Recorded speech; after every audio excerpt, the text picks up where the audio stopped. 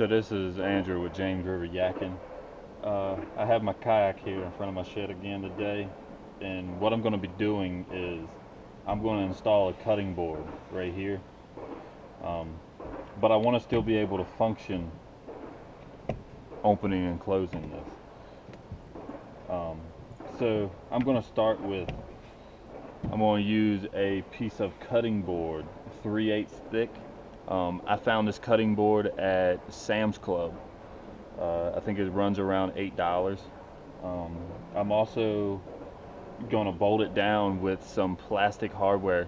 It's 1/4 bolts that you can find at Lowe's inside the little pull-out bins. And what I did is I drilled it to where the head would be recessed down inside the cutting board, and it still leaves me about 1/8 of an inch to hold it down to the top of this hatch.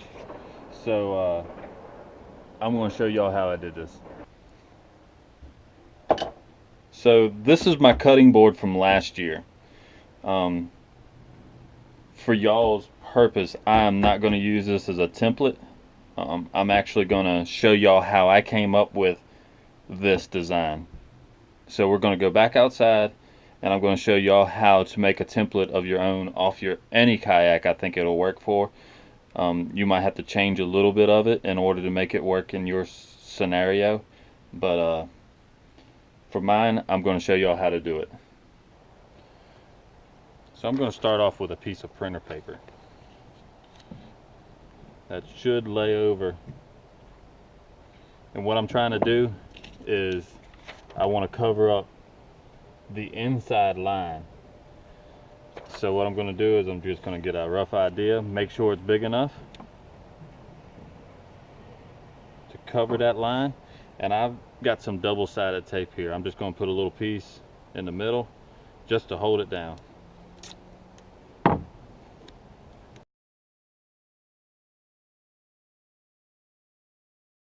Neighborhood we got here. So what I want to do is I just basically want to find that line, and I'm just going to shade it over. This comes back to some little childhood stuff, but anyway, this is just how I figured it'd be easier to show y'all how to do it. So I'm just finding that line and I'm running around it.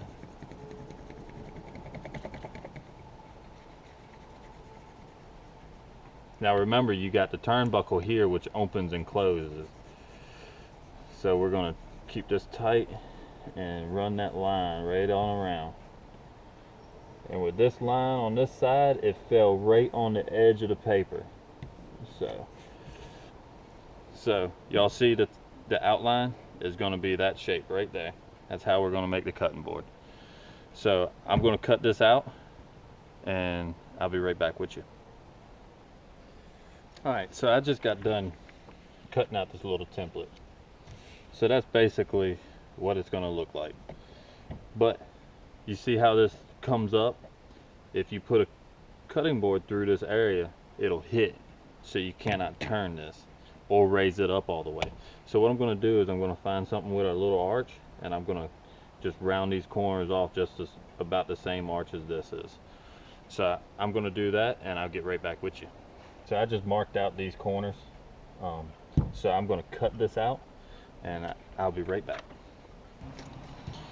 Alright, so I just cut out the little arches right here in these corners. So I'm going to transfer this to my cutting board, and I'm going to cut it out. And then before I do that, I want to let y'all know you'll have to cut this radius out. It's a whole lot easier to cut that out with a hole saw.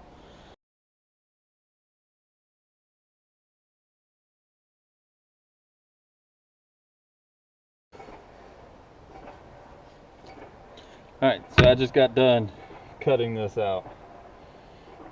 As y'all can see, the hatch comes up. I can turn it. It still fully functions. And I got a nice, or it's going to be a really nice cutting board mounted right here to the top. So I'm going to show y'all how to counter drill so your heads will set recessed down, and good location so they don't hit your cross ribs. So what I did is if you come 1 inch from each end in the corner, you could probably,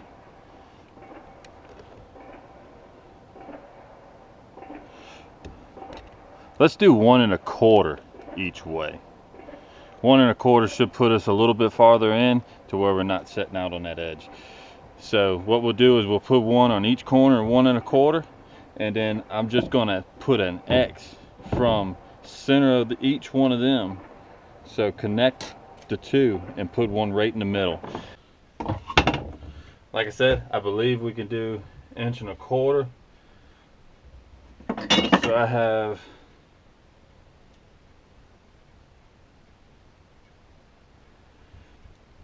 I just set this to 1 1/4, and I got a pin right here. So hopefully this pin works. It's probably going to be really hard for y'all to see it. But there it is. I'm going to do that on all 4 corners and connect, do a crosshair from this one to this one and this one to this one, and drill your hole in the middle as well. So I'm going to mark these off, and I'll be back in a second.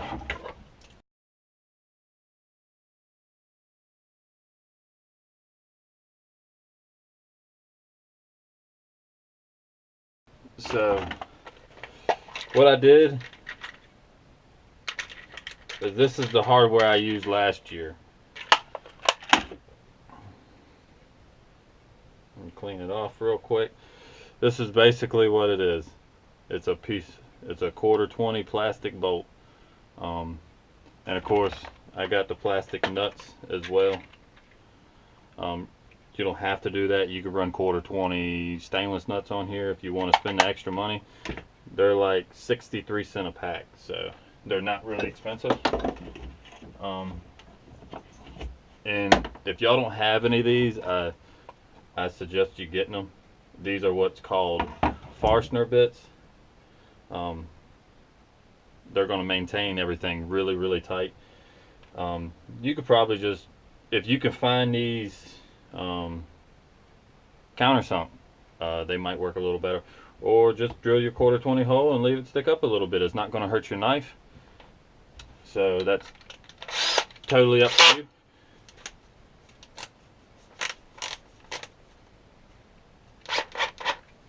So I'm going to, and these got a really fine point, I'm going to stick that point right in the center and drill down just enough for the head to set down at.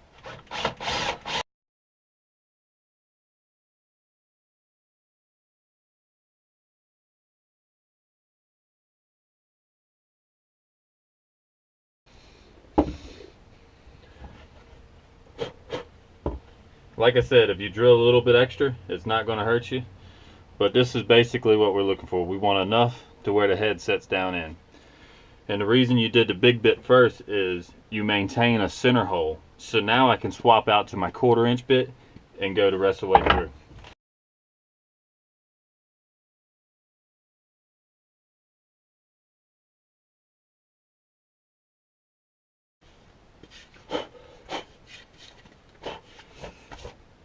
Alright, so I just finished drilling these. This is a little tight, but you see how that works? Nice and flush. I'm not, when I run my knife across here, I'm not dragging it on that. Like I said, it's not going to hurt it if you do. So my next step is, I'm going to take this and I'm going to run a router bit right along this edge just to soften it up just a little bit. And this is a, I want to say it's a 1/2 inch round over. So I'm going to set this to where it cuts that edge off. And once I do that, I'll be right back with you.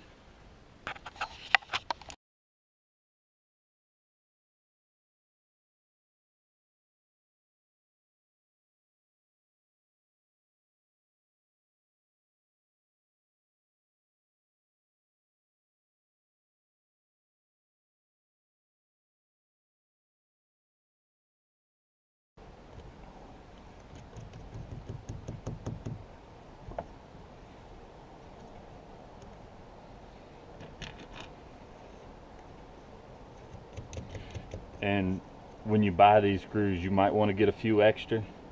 They do break. If you try to over tighten these, you will snap them off. It doesn't have to be tight. If you put a little silicone around, that creates your watertight seal. You do not have to crimp these down really hard or get you a 24-inch ratchet. It's unnecessary. I actually tighten these up with an open-ended wrench and just barely put a little bit on them. Like I said, you put a lot on them, they'll snap off. So that's the cutting board. I hope y'all like and subscribe, and we'll catch you on the next one on James River Yakking.